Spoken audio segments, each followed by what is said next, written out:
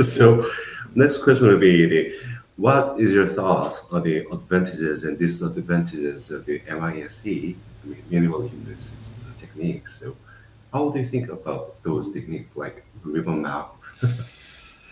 Well, there are a lot of different options now. And as you know, we're involved in studies on at least 3 or 4 new techniques. Yeah, 3 new stents. And we were talking about there's different paclitaxel options now with the balloon coating and now the implants and so forth. I mean, everybody wants to be the next Eurolift and be bought out by a pharmaceutical company for billions of dollars and make a lot of money. But do I think that they are, I'm interested in being involved in the studies, but whether or not I'll ever use any in my practice is unclear. I mean, iTind is another one. I own this, you mean? Yeah. So that's a way of doing a bladder neck incision, which is interestingly, but they've made their money and moved on to the next thing. And Olympus is now trying to sell it to everybody. I mean, I don't think I'll ever use those technologies, but happy to be a part of the initial studies. But it's hard to know if how many of them are going to survive, because when we got into the market with Holmium, the big procedure was VLAP, neodymium, and that was everybody was doing that. Very simple, 60 seconds, 60 watts, 4 burns, if you like. Yeah, that was the procedure, and some of those patients did amazingly well, but some of them just had months of irritation and no real clinical benefit, and but it took. Well, I don't know, it was probably that procedure lasted maybe 10 years, and it went from mass adoption through to skepticism to abandonment, and it was taken over by holmium resection and holmium enucleation and for the people who wanted to do lasers. And then you look at tuna, and the results with tuna, the 5-year results that Alex Zlotter and co produced, were easily as good as Resume, but it's gone out of favour. But it's still, they had a booth, Prostiva, had a booth at the AUA. They're still selling the device, and they still have a lot of people who swear by it, even though the AUA guidelines are now saying you're not supposed to do it. But why? It's equally as good as Resume. It's very similar to Resume in terms of the results. You could almost overlap them, but we do a lot of silly things. It sounds like you're thinking that some of the options are not quite promising, and some of the options will not survive. But a few of them will. Possibly, there'll be. I can always see this. The stents make a little bit of sense for people who are very comorbid, and if you can place something like this very simply in the clinic. You will have seen. At the AUA, there was one of the original Rivermark cohort from Panama. They did 20 patients in retention, and they got the catheters out of 75% of them with an office-based stent, and that sort of thing. That could well be useful. To just have some of those, because you can place them with a normal flexible cystoscope. They come with the deployment tool, and we've done 5 or 6 here in the office, just with xylocaine jelly, no problem. So you're saying that there are some trade-offs to the MISTs, like longevity, durability. Yes, and the true retreatment rates. I mean, Kevin McVeary writes quite a lot about. He's a big Resume supporter, and he doesn't believe at all in Eurolift, and he's written a lot of things about the true retreatment rates in terms of people going back on drugs, as well as people having reoperations. And the retreatment rate, if you look at it that way, for UroLift after several years is about 30 or 40%. That is right. That is right. I exactly experienced the same way. Yeah. In Korea. Actually, the clinic I'm working in is one of the clinics that have done most UroLift in Korea. So, right. Yeah, more than 1,000 cases of UroLift. Yeah, when it comes to too. So I'm experienced that maybe more than 25 or 30% of the patients come back to the clinic suffering from the stones or some not very good outcomes. Crusted. Yeah. Yes. Yeah. That's why we are focusing on that in these days. Yeah. Well, as I say, so my personal philosophy is that I'm happy to take part in the studies, but it's unlikely that I'll incorporate a lot of these things into my own practice further down the track. But there will need to, it is nice to have an intermediate option between drugs and HOLEP, something in the middle. You don't want to be offering 20 treatments as a urologist. I think you need to do 2 or 3 things well, and that's probably a better strategy for the average urologist, rather than try and be able to offer every single thing that the companies offer you. So you're but I think it's MIST has some role as some bridges, because some young patients who need the surgery, but they are sexually active, so they want preserve their sexual functions. There are some portion of their patients, so we can offer some kinds of methods such as Europe or coagulation or region. I think that surgeries are not radical in some. I think it's that surgeries solve the patient's problems, but I think in some days the tissue will regrowth even if after the coagulation, because we do not remove so many tissues, but sometimes after 5 or 10 years, the patients will become older, so they do not care about their sexual functions. At that time, we can offer the radical surgery such as HOLEP. So I think so. Yeah, I agree. There is definitely a market. I see.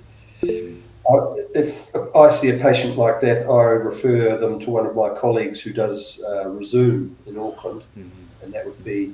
But I would only see just a handful of patients a year who would have that need, if you like. So people come to me for HOLEP, and definitely true.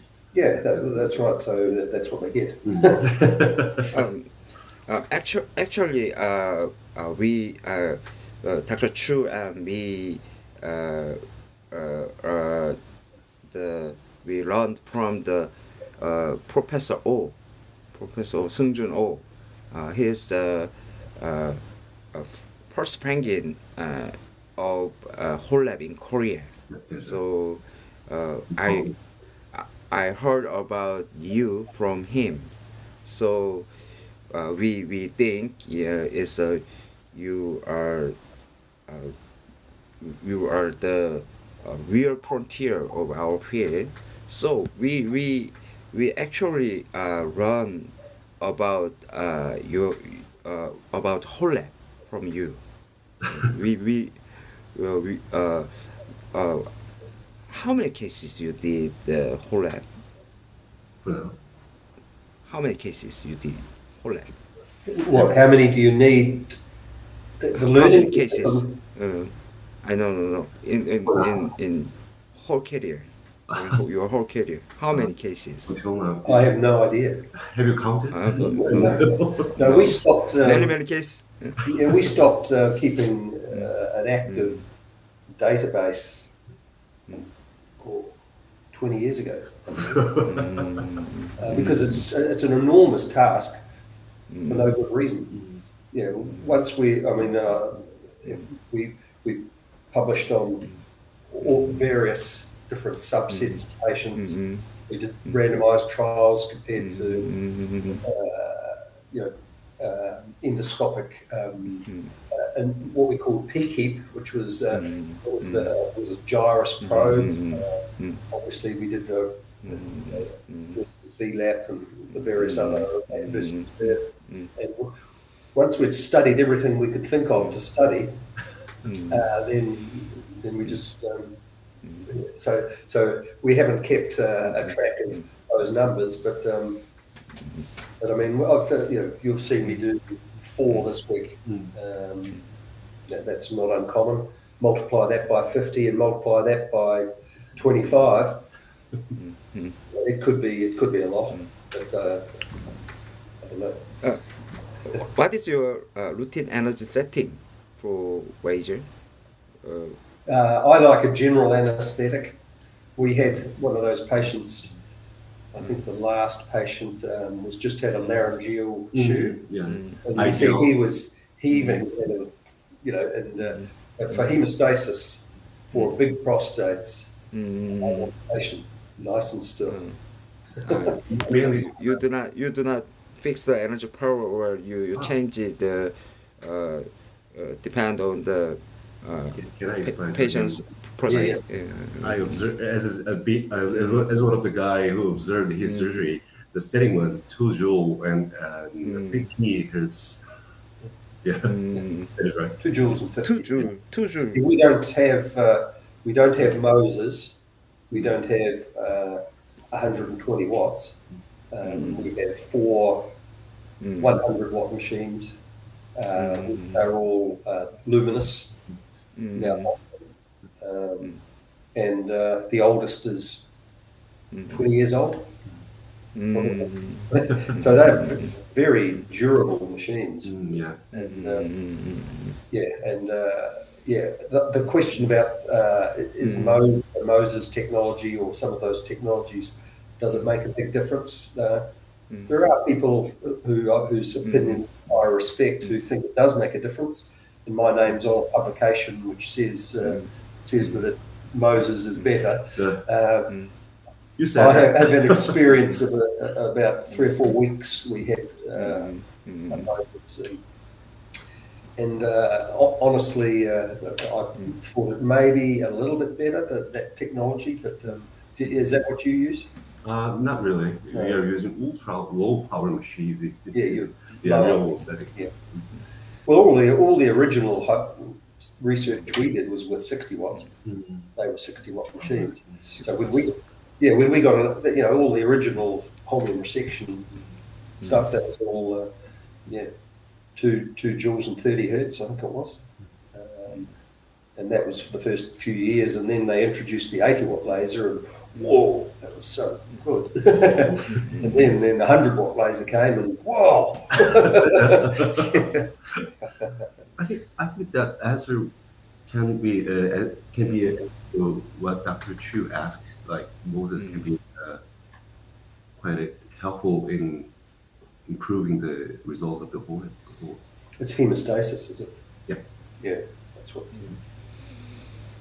So the study that my name is on, it showed that I think that the operating time was significantly less because of the improved hemostasis, but I don't think there were. I think the hospital stay and all those other parameters were all identical. But I mean, they would. It may be slightly better, but it more comes down to your technique and how good you are at enucleating, rather than subtle differences in the energy source. But I might be wrong. Dr. Chu, are you satisfied with the answer that he gave you, like Moses will be, importance of Moses will be depending on the taste of the surgeon, I guess. This is my question. What aspects of the mapping during the population do you think is that we should focus? Is there any important points that you think we should focus on during the mapping procedure? Yeah, I suppose the thing of interest really is, I don't know if you've seen scrotal edema when you've got too close to the next. So you can go too deep in some places. So I am a little bit more mindful of extravasation with the smaller prostates, and so I'm a bit more conservative with those settings, and also the length of the Veru cut. For smaller prostates, make that a little bit longer. But I think that technology is going to evolve. That company is thriving, thanks to you guys.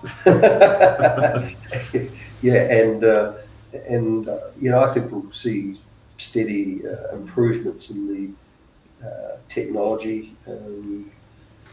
There are. I mean, we're involved in trials with a company called Andromeda, which is robotic HOLEP, and so you sit at the console, and it uses a robotic arm, which is sort of off the shelf, and it's been just the differences between now and a year ago in terms of that technology. We might be doing these robotically rather than using.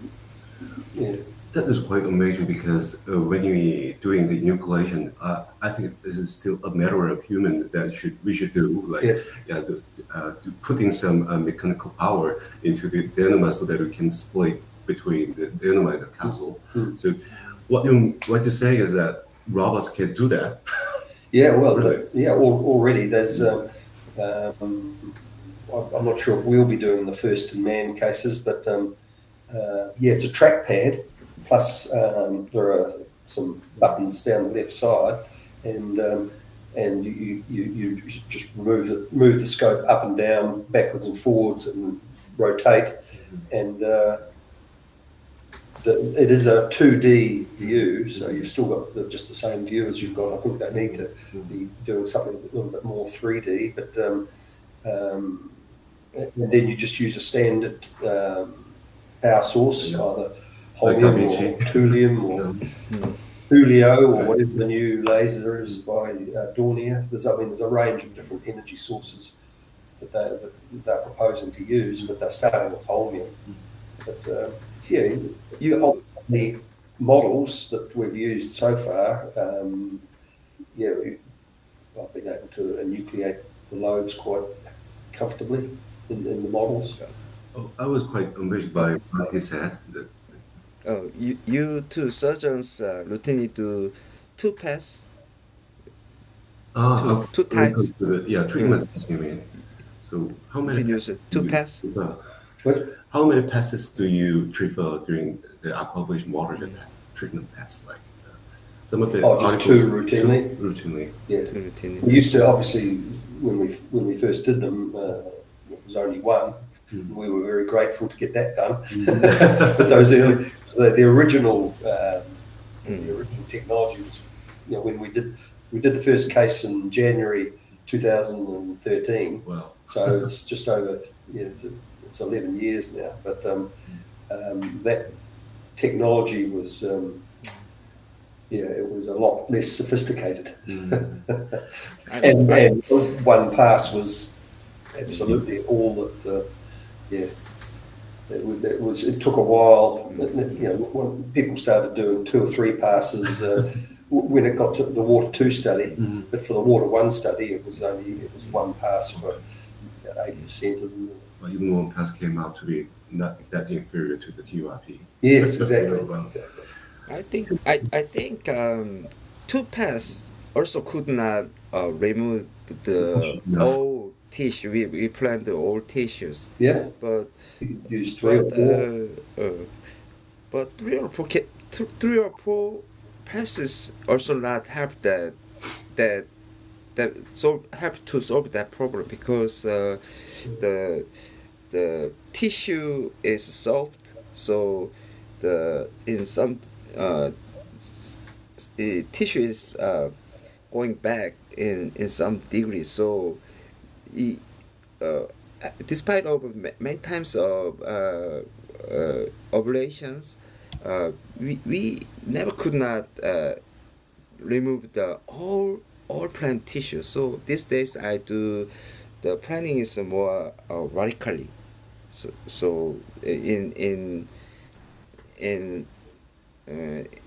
many in some obstructive cases, I do plan so more radically, because the tissue will not remove the in bottom area. So yeah, well, you guys would be the experts with so many cases, but yeah, I only do aquablation. Well, we've got this study coming up, so we'll, with the patients on active surveillance who have BPH symptoms. So we were talking about that last night. So we'll be doing more for that. But pretty much most of the cases I've done have been on one protocol or another, because we do HOLEP as our main procedure. So it's not a choice that patients get. It's basically a case of whether or not they are interested in being part of a research study, and if they're not, they get a HOLEP. Actually, I proposed him to come to the kind of opening for our consortium that managing our collaboration results. Like, I think we should. What I think we should discuss is that more than 2 paths can damage the kind of function, like ejaculatory function or incontinence. So I think it is our time to have a research on that for now, and he will have a maybe welcoming remark for us. Rick and Flavio are very interested in that. Yeah. 2 of my colleagues are very research active. Yeah. So they're very keen to explore some of those things. And the research he had mentioned is that with the early stage of cancer, the patient can undergo some active surveillance after that, but some of the guys can have BPH symptoms, right? So the research you're doing is that doing some aquablation against those patients, right? Yeah, I think that's what the new PROCEPT protocol is about. And a lot of these men on active surveillance are being surveilled because they came in with lower urinary tract symptoms and had their PSAs checked, and then they went on to biopsy. So they've, I think a lot of people on active surveillance do have significant lower urinary tract symptoms. So I think it's they won't struggle to recruit. Maybe. Gilling, do you think what is the limitation or pitfall of aquablation? Shortcoming with that aquablation. Shortcoming. Like kind of maybe not that promising durability. Well, I mean, but the first thing, of course, and the thing that we've struggled with over the years is hemostasis. Because initially, the idea was that there was a low wattage green light laser transmitted through the water jet, and that's hopeless. Then the next thing was they did some cases in India, and there was very little bleeding. So then the next thing was nothing. Doing nothing. Yeah, that's right. Aquablation is hemostatic, and we don't. So I wasn't. So there was a phase there, and then we tried a blue light laser at was the next thing, and that was as a through the water jet again. And then, of course, we started down that traction thing with that cage. I saw that device. And we used that on a lot of the patients in the water study, to be fair. And then we've come back full circle to electrocautery, and that seems to be where it's stuck. But I think there was some problem. They couldn't get green light laser. They weren't able to use anything over, was it 20 watts? I can't remember. There was some dispute that they had with it was laser scope at the time.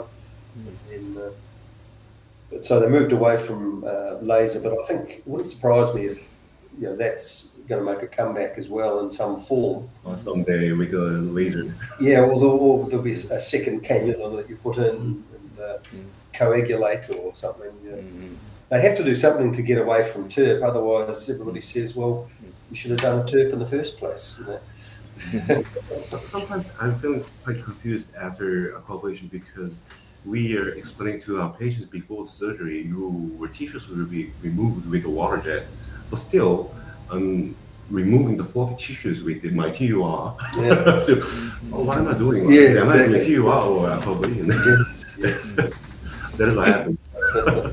Do you have any? Okay. I think that is a question. Oh, do you have any special tips for raising the bleeding risk?